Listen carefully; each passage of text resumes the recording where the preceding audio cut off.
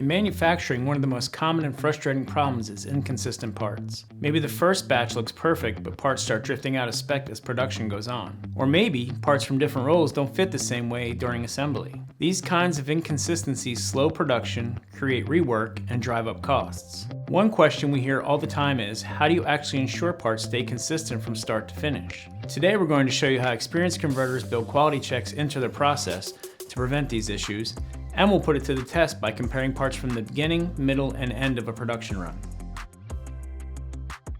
When you're dealing with manufactured parts, consistency isn't just nice to have, it's a requirement. Even small variations in size, shape, or adhesive performance can cause major problems downstream. Some of these problems might include assembly lines slowing down, parts not fitting as intended, scrap rates increasing, and reports of product failure going up.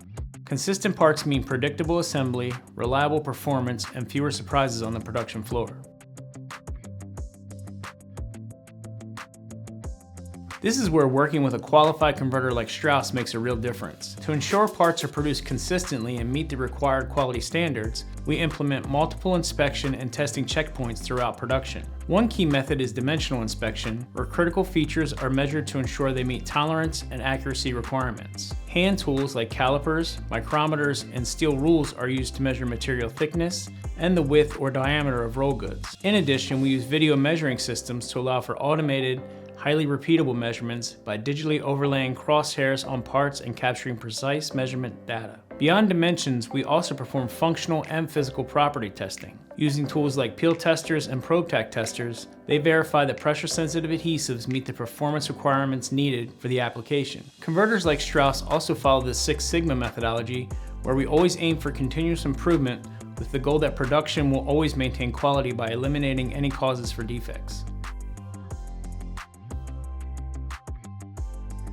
We just talked about how we do everything in our power to prevent quality mistakes, but let's see it in action.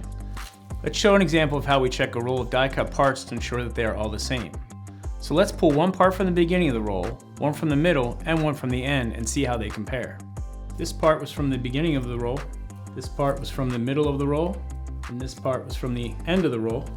And as you can see, as we stack them on top of each other, they're all consistent in size, shape, and dimensions. After inspecting these parts, we can confidently continue running the job on press, knowing the components meet our quality standards before being shipped to the end customer. While this example highlights just one method of quality verification, our actual process is far more flexible. We tailor inspection and testing protocols to match the specific quality requirements of each part and application. If you want to learn more about how die cutting can improve your production, or how to design parts for consistency, check out our Learning Center or reach out to us directly. Thanks for watching.